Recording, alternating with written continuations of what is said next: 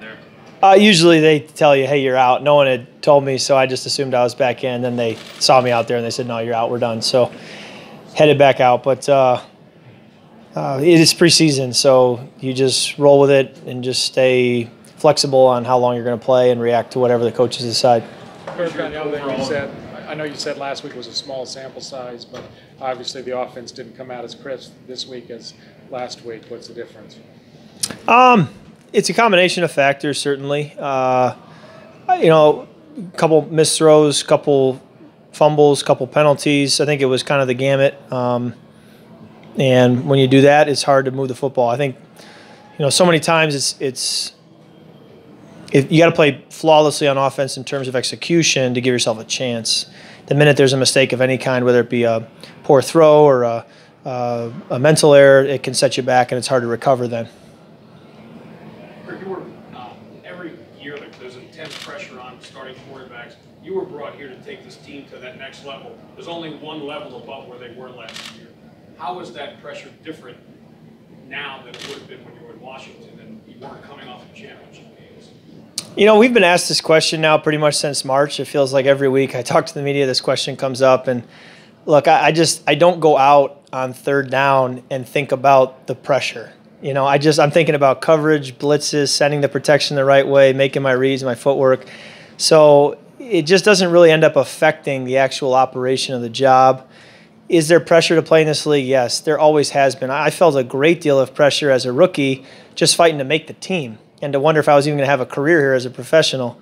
So there's pressure for every guy that's out there. It's a very competitive league, small margin for error. And you got to recognize the pressure for what it is and then put it on the shelf and go to work and not let it get in your way. And it really, there's enough for me to think about, enough for me to be doing that I don't really need to be thinking about all that goes with that on the outside. Hey Kirk, how tough is this with the line constantly in flux now? I mean, you're yet to have a lot of that line together, and I know for you, from your position, continuity there is very important. How tough is this becoming as we get closer to the opener, still not to have this line really together at all? Well, it's not ideal, but I've never gone into a season expecting ideal circumstances or ideal outcomes. So you learn to just roll with the punches in this league, and you can't start to say, well, that's not how we drew it up, so now we're not going to plan on doing great things. I mean, you have to just play and take whatever's thrown at you, and that's the only way you have a chance to have success.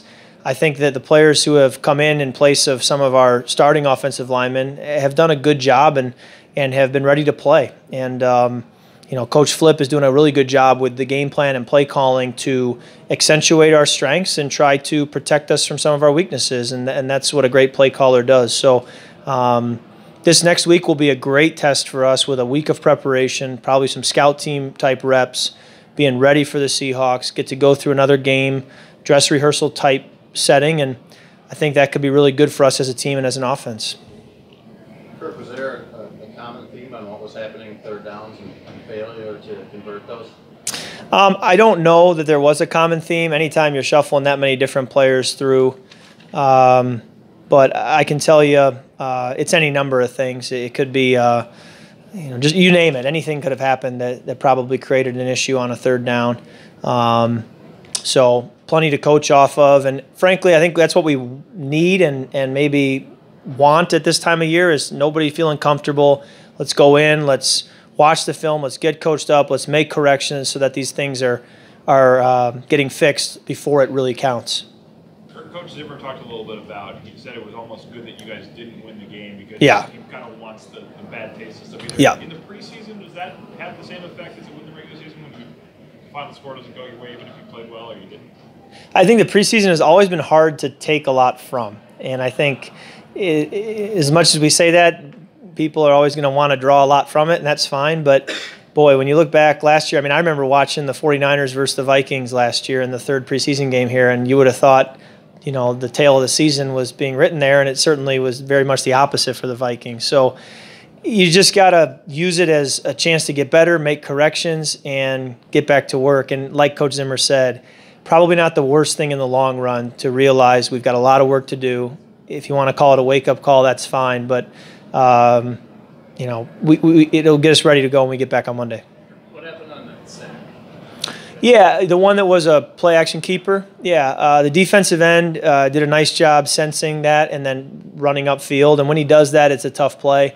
We try to call those when we feel like the end's not going to do that. And again, we can go back, talk on film about what can we do so that that end doesn't sense that play as easily. So we'll go back and watch and see what all of us can do, running back, quarterback, tackle, receivers can do to help sell run even better.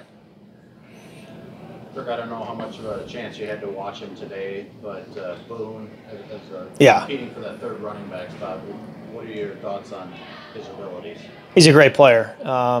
Anytime you put this many good things on tape in preseason games, it's not really a question of if you'll be in the league, it's just a matter of where.